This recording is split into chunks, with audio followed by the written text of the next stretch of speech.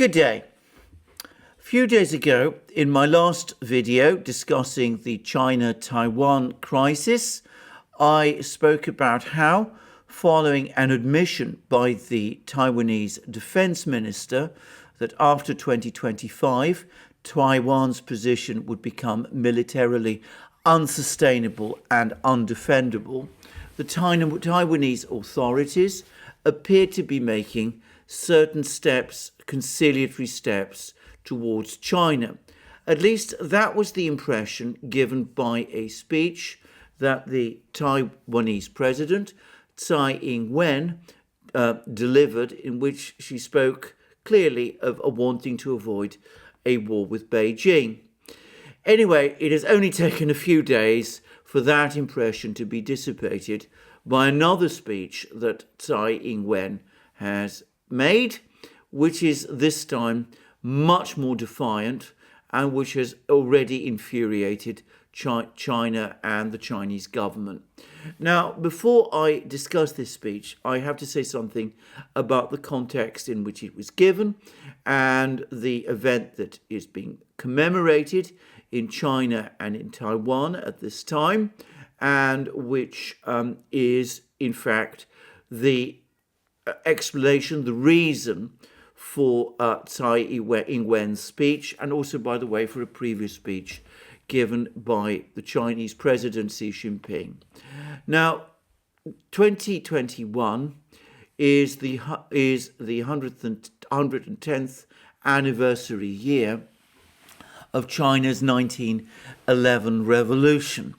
Now, the revolution of 1911 was the revolution which brought down China's monarchy, specifically the Qing dynasty, which had ruled China since 1644, but which also ended the imperial structure, the structure of Chinese political life, in which China was a monarchy headed by an emperor, created way back in the 3rd century BC by the individual who is referred to in the West as the first sovereign emperor of China, and whom the Chinese call Qin Shi Huangdi. Now, that speech, that revolution rather, that took place in 1911, was led by a remarkable man called Sun Yat-sen, who was and is a person who, in my experience, inspires extraordinary love and devotion from Chinese people of practically every political persuasion. He had been the leader, or had become the leader to a great extent, of the opposition in China to the Qing dynasty, which was in control of China before the 1911 revolution. And he is recognized in China today as the father figure of the Chinese Republic, the Chinese Republican system, which exists in both China and in a different form in Taiwan. And it's important to say that Sun Yat-sen led the 1911 revolution, and not only led the revolution, but he was also the leader of what came to be known as the Kuomintang movement. This is the nationalist movement that led both the opposition to the monarchy before the 1911 crisis, and which fought for the unification and independence of China during the chaotic years that followed the 1911 revolution, and which extended all the way up to the period of the Chinese Civil War and the Japanese invasion in the 1930s. Now, as a result, Sun Yat-sen has become the symbol for many Chinese people, deservedly so, in my opinion, of the Chinese people's quest for independence, for freedom for their nation, for sovereignty, and is also recognized as a great patriot and a figure who was committed to achieving social justice for China's people. And the Kuomintang movement that he represented was, it is important to say, in the early years of the 20th century, far and away the single most important political movement in China. The Communist Party of China was intimately connected with it, and in its early years, one could almost define it as the left wing of Sun Yat-sen's communist Kuomintang movement. So the two, the Communist Party and the Kuomintang, had in the 1920s extremely close interconnections. The split between them, the division between them, began properly after Sun Yat-sen's death, when the leadership of the Kuomintang was inherited by another Chinese political leader, Chiang Kai-shek, who became the political leader of China and who became a passionate enemy of the Chinese Communist Party. And this created a split between the Communist Party and the Kuomintang, which of course ended eventually in the Communist Party's victory at the end of the Civil War in 1949. I am simplifying the history here to an extreme degree, and Chinese people who are following this program, I apologize if I'm simplifying it to the extent that I am doing. Having said this, it's important to make one particular observation about this particular issue, this history, which pertains specifically to the question of Taiwan.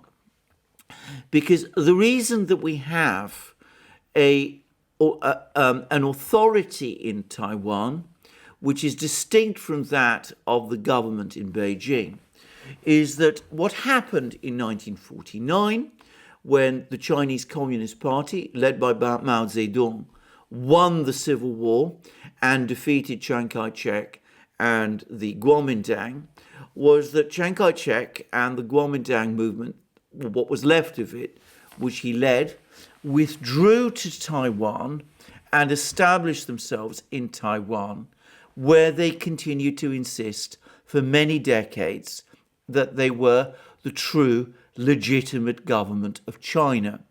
And in fact, in the 1950s and 1960s, and for the United States continued to recognize Chiang Kai-shek and his government in Taiwan as the legitimate government of China. And with American backing, it was Chiang Kai-shek's government in Taiwan which was recognized as the Chinese government by the United Nations and which occupied China's seat in the UN Security Council. Now, the relevance of all of this is that, of course, Chiang Kai-shek, as the leader of the Kuomintang and as the leader of China, as he claimed, in Taiwan, continued to project his legitimacy backwards to Sun Yat-sen and to the Kuomintang movement. He continued to claim to be their true heir, as opposed to the communists in Beijing. And he continued, obviously, to celebrate the 1911 revolution that overthrew the monarchy as also the event which led to the establishment of the Republic of China, of which he was the head. So throughout the period of Chiang Kai-shek's rule, and indeed throughout the period when the Kuomintang were firmly in control of Taiwan, the 1911 revolution, and by the way, the personality of Sun Yat-sen were both celebrated, both in Taiwan and in the People's Republic of China. They both shared and honored this history, and the fact that they both shared and honored this history was a factor in emphasizing that Taiwan and China, despite the political divisions between them, which were a legacy of the Civil War, still formed part of one nation, one country, that country being China. Now, China, as I have said today, has celebrated the anniversary, the 110th anniversary of the 1911 revolution.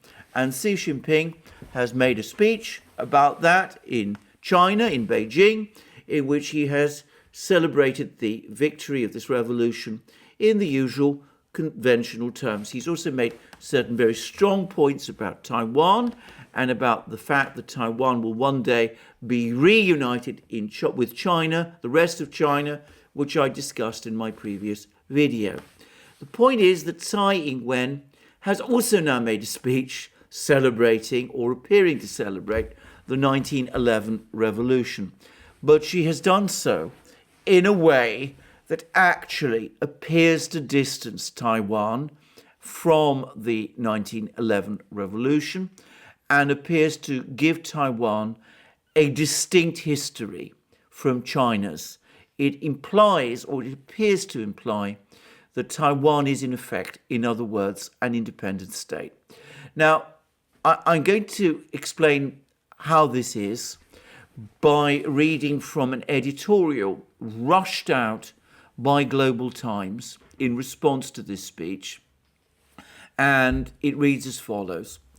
The leader of the Taiwan region, of course they don't recognize her as president of Taiwan, Tsai Ing-wen, delivered her double 10 October 10th speech on Sunday morning.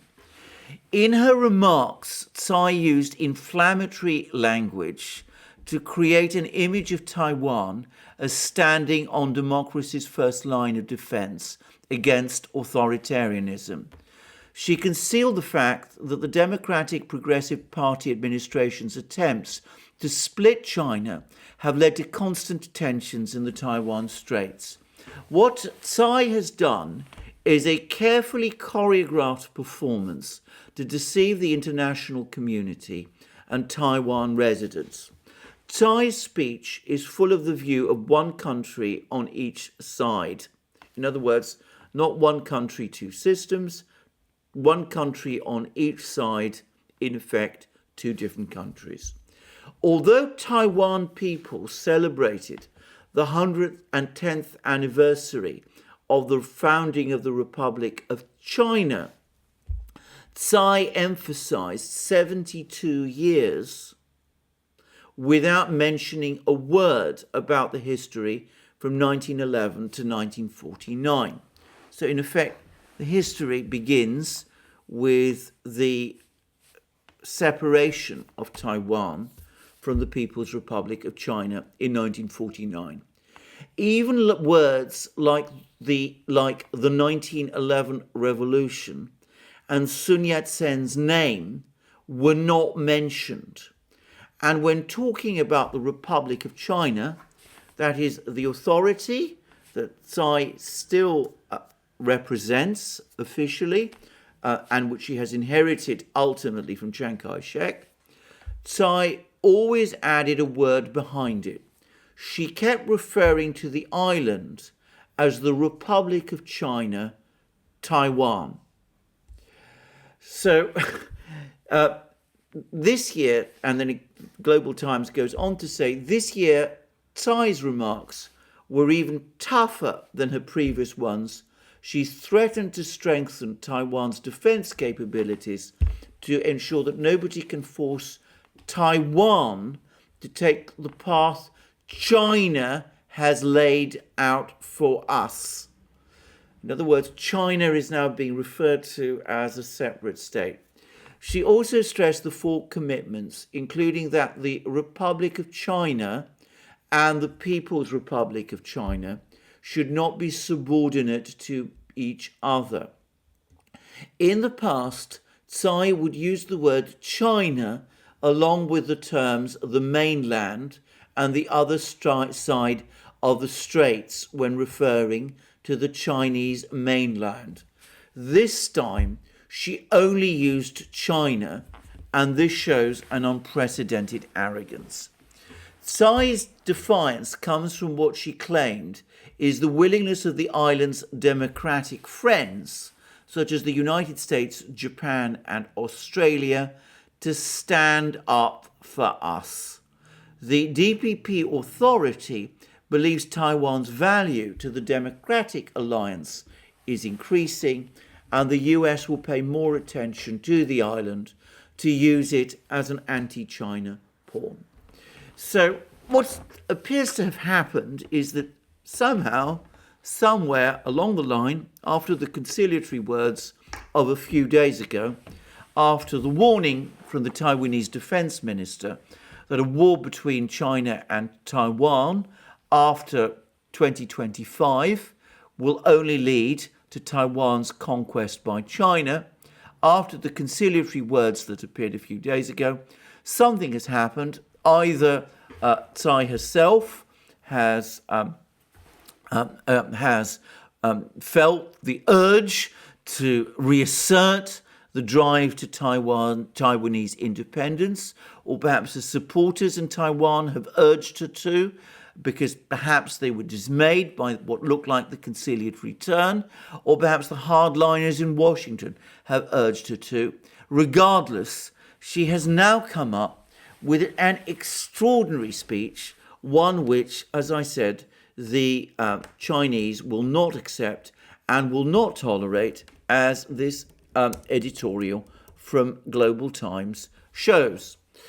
And one has to become extremely concerned about this. But before I discuss that, I think perhaps the single most important point to say is that the reason we are in this situation is because of all of those foolish, reckless comments that we have been seeing coming out from the United States over the last few days and weeks about how the United States' support for Taiwan is rock solid, about how the United States regards Taiwan as an ally, and about how it supports democratic Taiwan, appearing to recognize its political system as legitimate and place it as superior even to that of China's.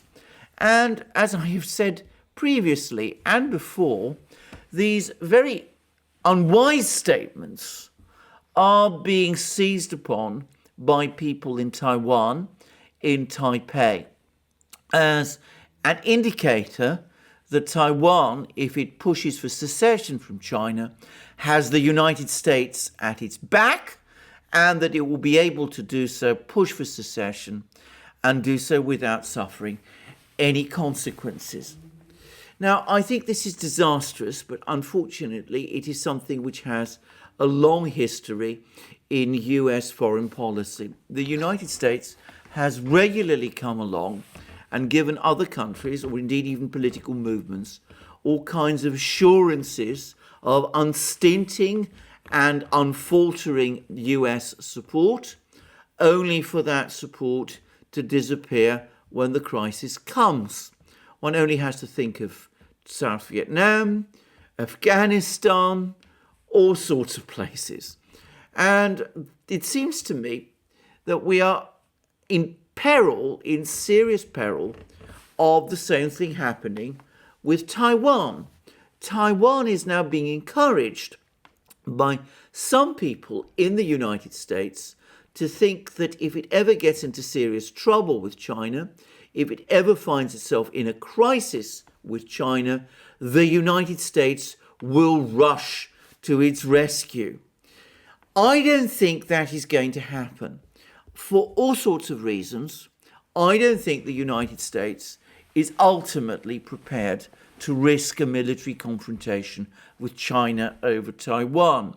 The Pentagon is increasingly nervous and unhappy about this. Apparently there have been these war games, all of which show that in a confrontation over Taiwan, the United States would lose and China would win, and wouldn't just lose, but would lose badly.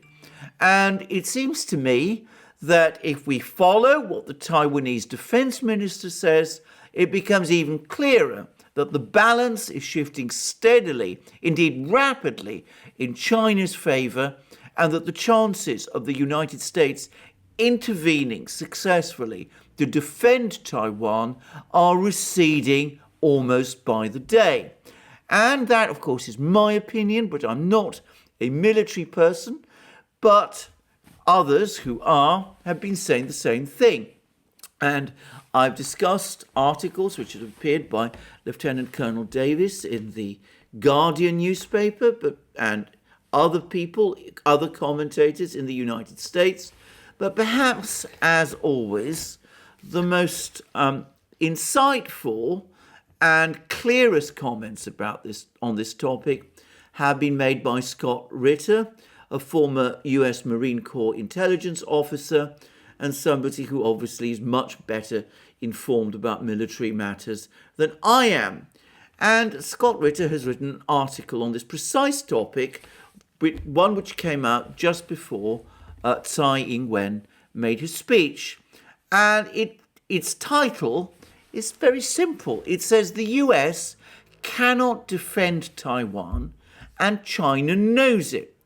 And then Scott Ritter says the following: the US is playing a dangerous game of putting a public face on a policy of defending Taiwan from China, for which it has zero capability to implement.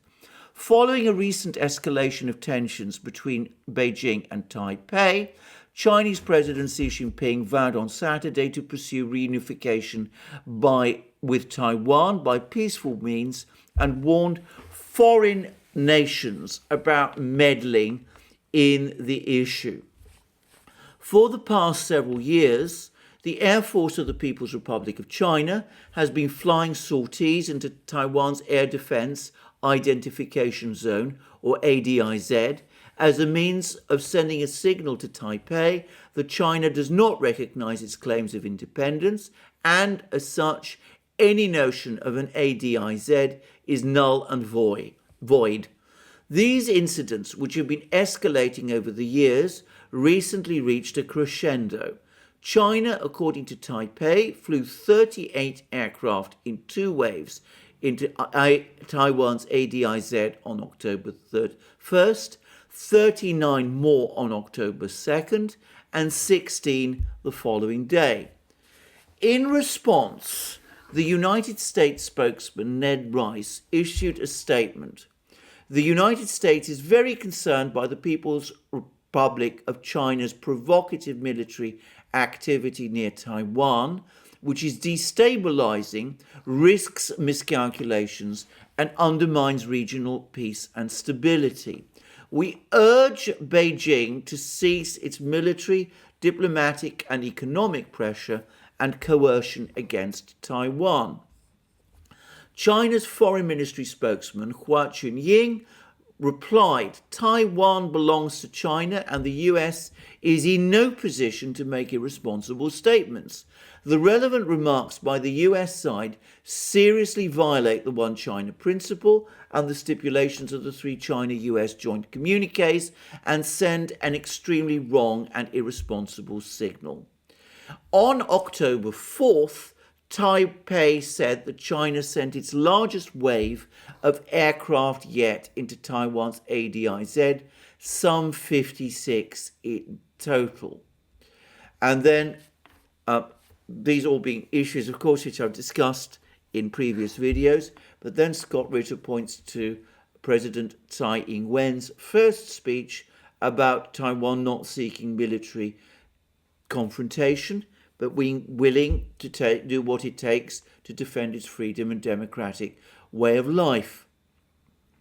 And then, of course, we come to the key point that Scott Ritter makes. Whatever it takes, however, is an infinite concept backed up by the finite reality that Taiwan has a military of about 165,000 active duty troops and about 1.6 million reserve soldiers, which has been equipped with billions of dollars of advanced American-made military equipment. While Taiwan's military may look good on paper, it is ill-prepared for the realities of the kind of full-scale combat that will be directed at them if China ever decides to go through with an invasion. As the world learned in Afghanistan, impressive numbers on paper do not automatically translate into an impressive fighting force on the ground. And China would be delivering violence on a scale several orders of magnitude above what the Taliban could ever contemplate. If China ever decided to invade Taiwan, the working assumption would be that it had conducted an extensive intelligence-based assessment of its chances of victory, which would have to be near certain in order for China to undertake an action that would bring with it the condemnation of much of the world. China would have located with pinpoint precision the garrisons and deployment locations of every major Taiwanese ground combat unit. It would have done the same with every combat-capable aircraft in the Taiwanese inventory, and it would have identified the logistics bases used by Taiwan to sustain its frontline combat forces. All of these would be subjected to extensive pre-assault bombardment by the Chinese air and ballistic missile forces. Any surviving Taiwanese units would then be faced with the daunting task of repelling a massive invasion, which would likely comprise a combination of amphibious and air assault forces. Assuming enough units survived the pre-assault bombardment to put up a competent defense, they would rapidly run through their on-hand stocks of ammunition, fuel and food.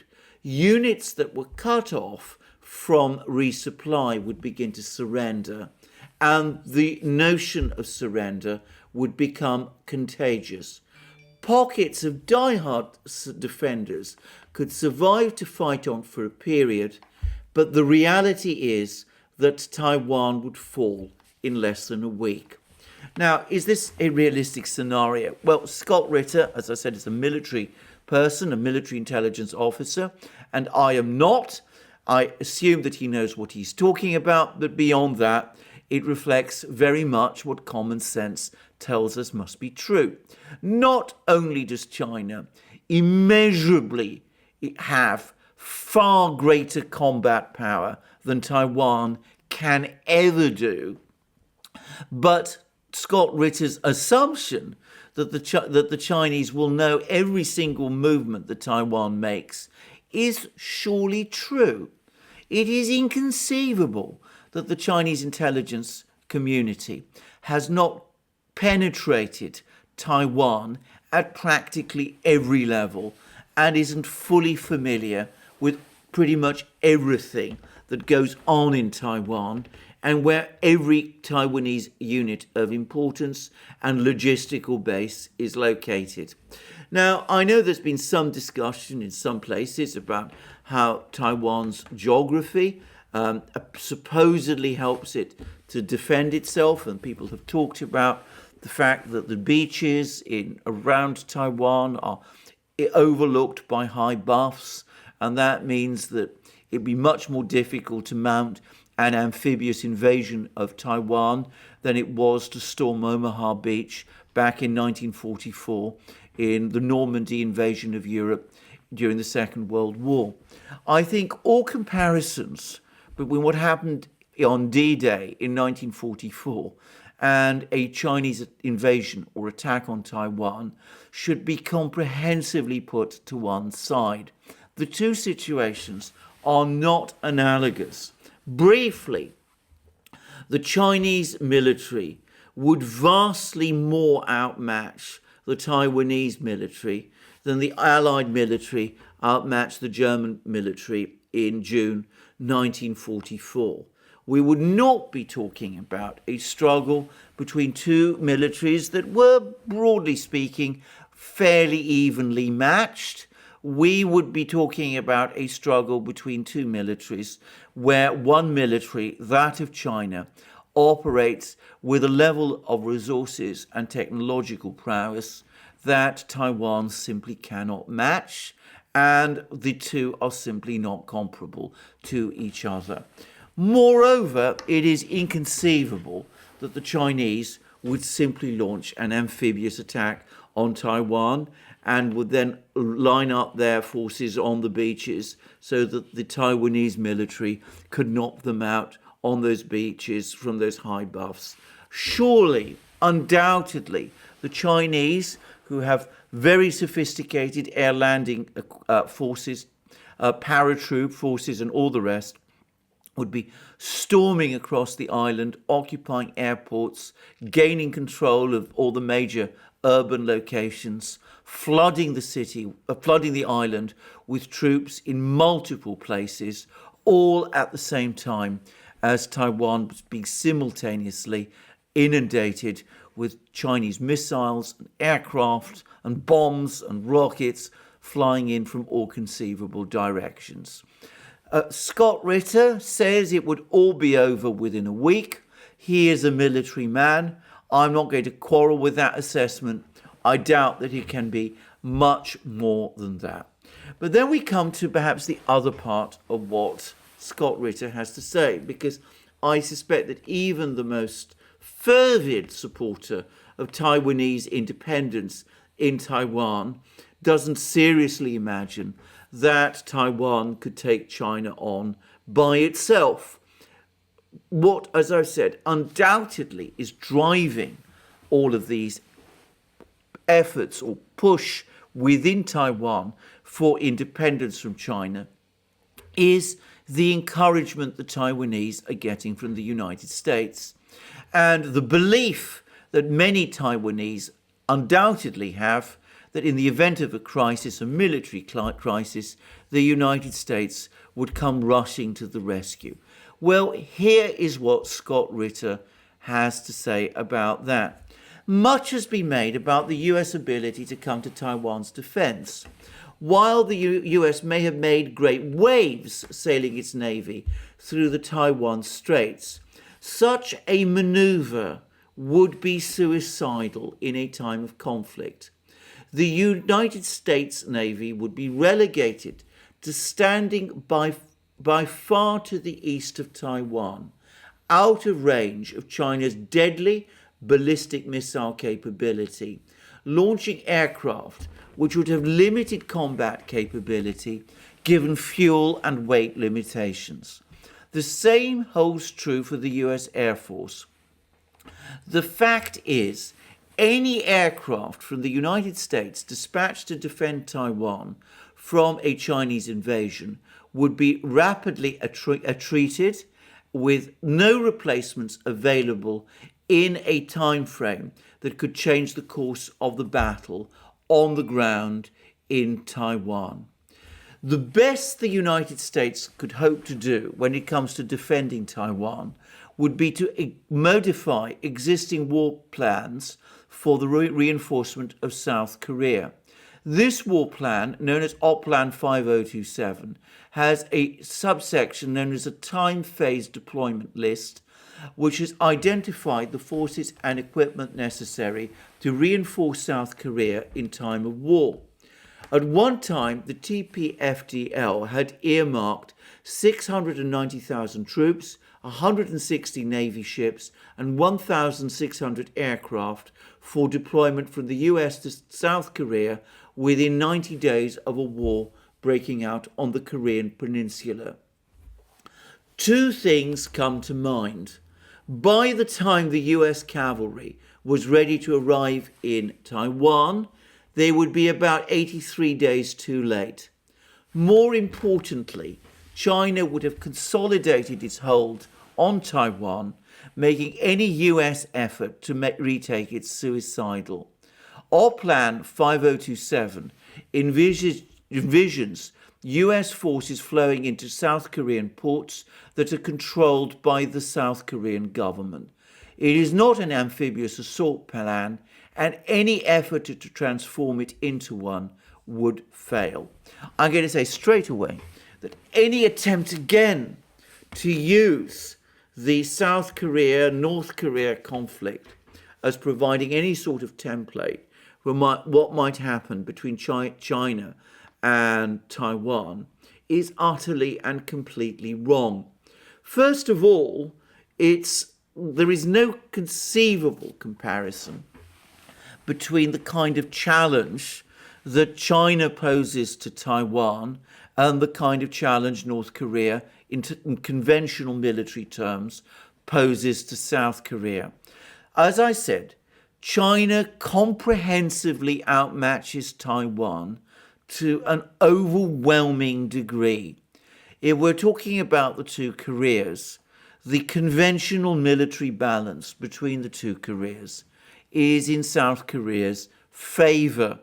So it simply makes no sense at all to dust off a plan which applies to a conflict in the Korean Peninsula and try to apply it to Taiwan.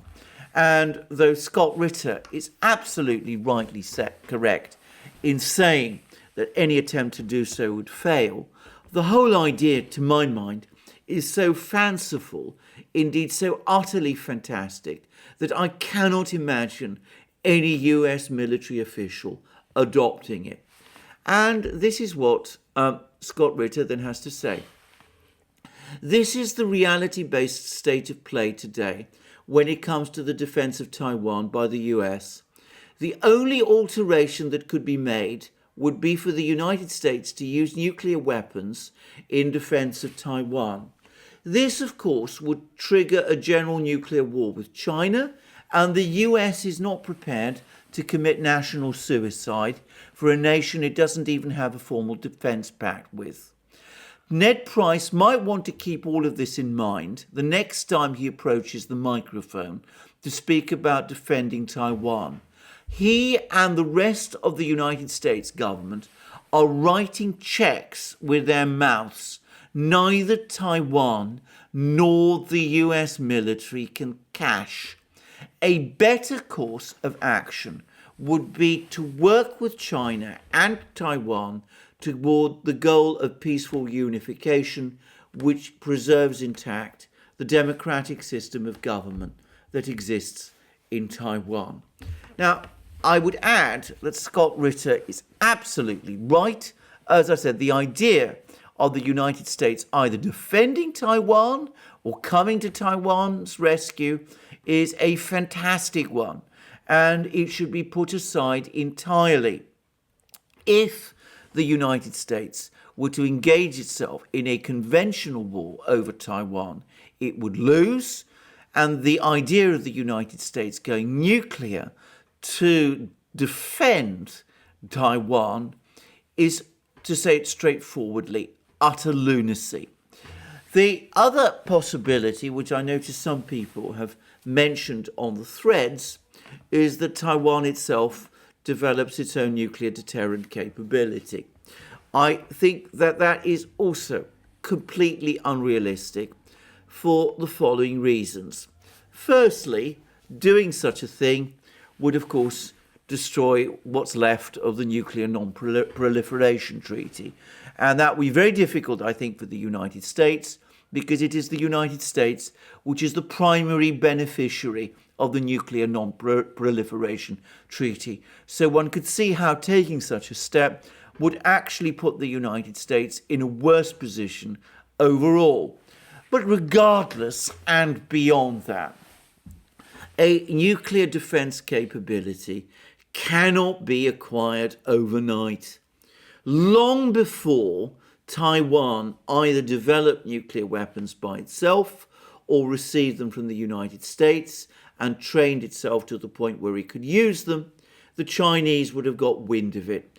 As I've said, they undoubtedly have an intelligence operation on Taiwan Island, which has the whole place completely sewn up.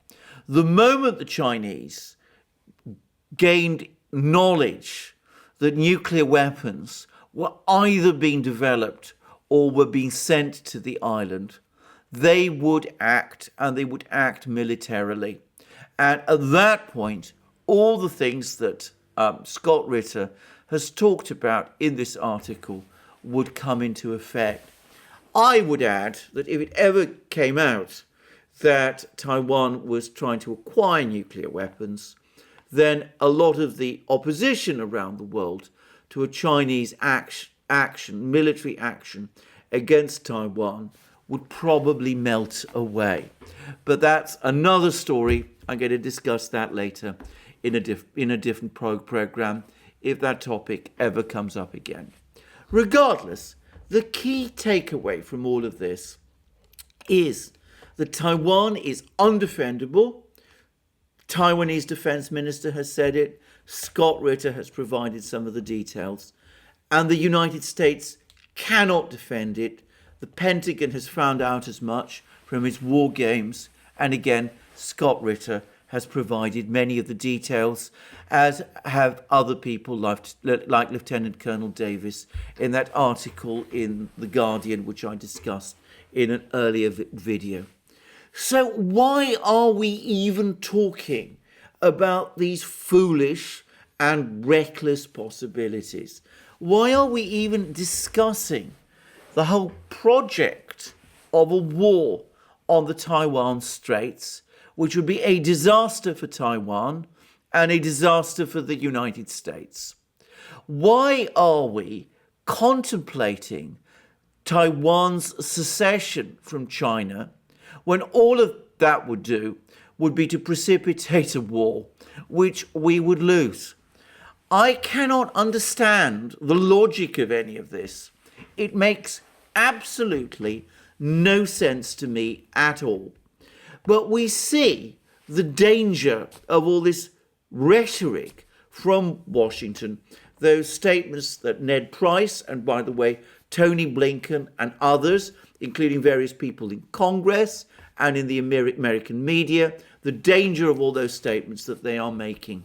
They are making it more difficult for people in Taiwan who might be persuaded to take a realistic view of Taiwan's prospects and risks. It make it more difficult for them to counsel realism, because they will always be outmatched within Taiwan and in Taipei by the hardliners who will insist that Taiwan can edge forward towards secession from China at minimal risk to itself, because, in Tsai Ing-wen's words, it has the support of the democratic allies, the United States first and foremost, Australia and Japan.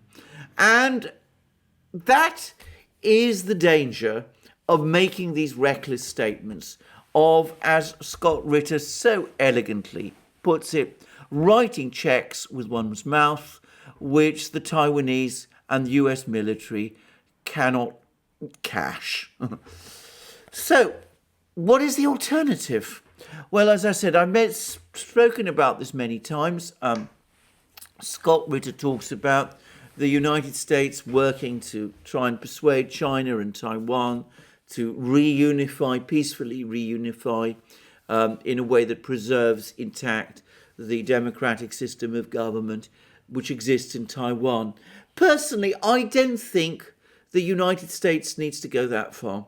I think the Chinese have made it perfectly clear that they would be entirely happy to return to the status quo ante, to the situation which existed just a few years ago, where the government of the authorities in Taiwan accepted that their island was part of China, referred to China as the Chinese mainland, acknowledged that the government in China was the authority on the mainland of China, and still spoke of themselves as simply the Republic of China, acknowledging that Taiwan is a part of China. In other words, a situation where the authorities in Taipei put aside any idea of Taiwanese secession. And the United States, it seems to me, could encourage that, and an agreement could be reached with the Chinese on that basis. And I suspect that if that happened, the situation would stabilize very quickly indeed. And one comes back to the point made in that Global Times editorial right at the outset. And when it says, the Global Times editorial says that Tsai concealed the fact that the Democratic Progressive Party administration's attempts to split China have led to constant tensions in the Taiwan Straits. In other words, It's all this talk, all these mumbling, coded words which appear to be preparing the ground for Taiwan's eventual secession, which are the root of the whole crisis. Take that push towards secession away, end all this dangerous language, and the crisis will abate, and we will be back in the pretty stable and pretty peaceful status quo which existed just a few years ago.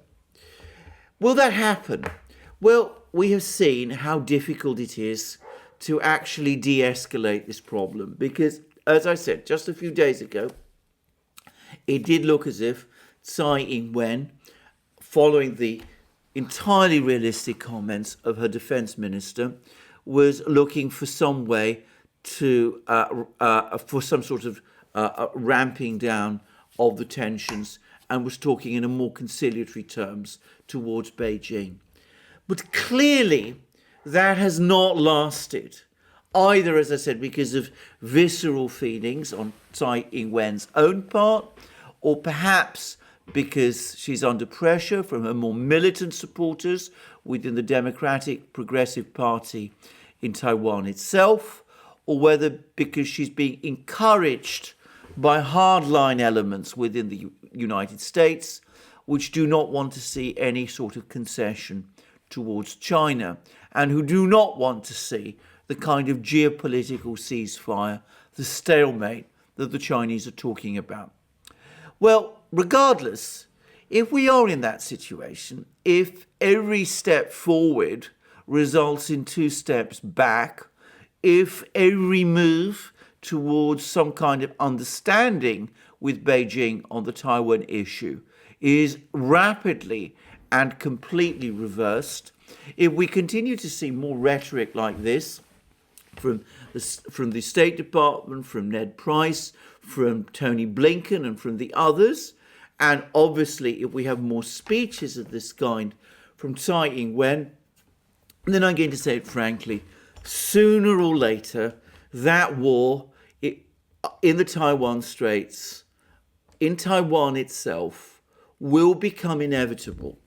I repeat again what I have said many times in all these various programs, something which I don't think is fully understood either by the political leadership in Taiwan or by the political leadership in the United States.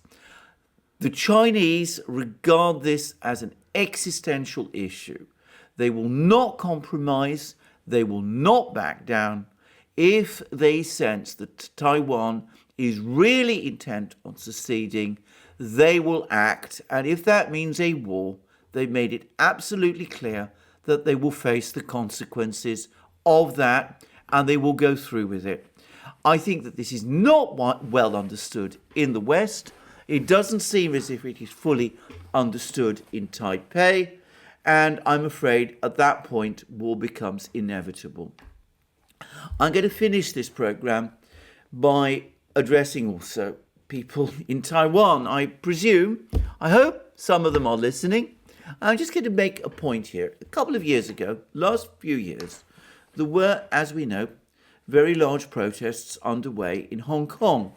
And there was a great deal of commentary, I remember, at the time, about how the protests in Hong Kong were going to shake the authority of the Chinese government in Hong Kong. And there was an awful lot of verbal support in Britain and the United States for the protesters in Hong Kong. There was an extensive media commentary, much discussion about it in the Western media, all sorts of talk and support and brave words made in support of the protesters in Hong Kong. Well, eventually the moment came when the Chinese government said enough was enough, and they took the necessary steps to bring the situation in Hong Kong under control. And the situation in Hong Kong today is stable, and all of those people who were organizing those protests are now either in Chinese prisons or in exile.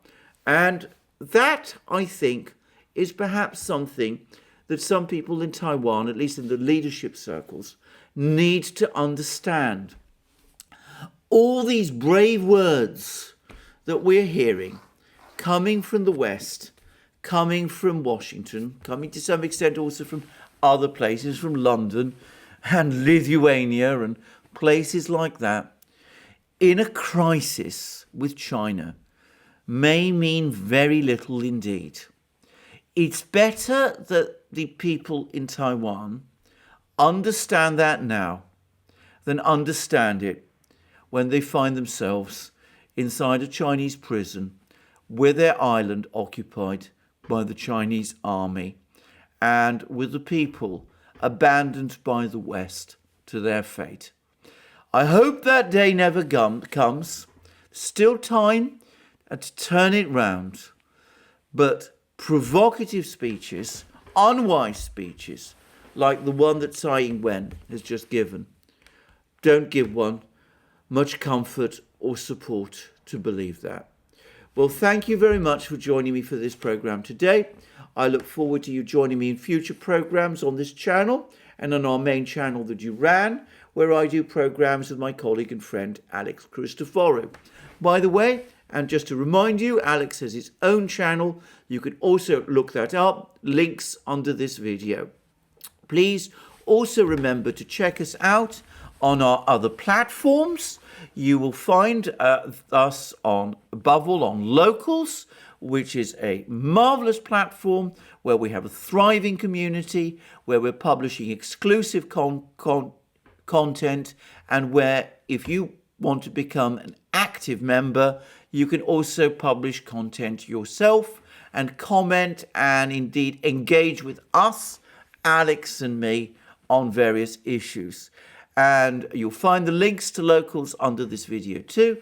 And of course, we're not just on Locals, we're also on other platforms, including the new free speech platform, SuperU, but you can also find us on BitChute, Library, Rumble, and ODYSEE as well.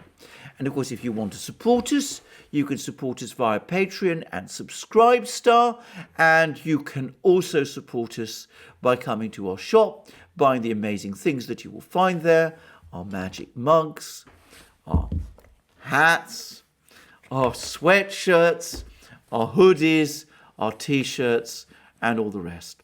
And also, if you've liked this video, please remember to press the like button, and please also check your subscription to this channel. Well, thank you for joining me again today for this program. I look forward to you joining me again soon for future programs, and have a wonderful day. Until then.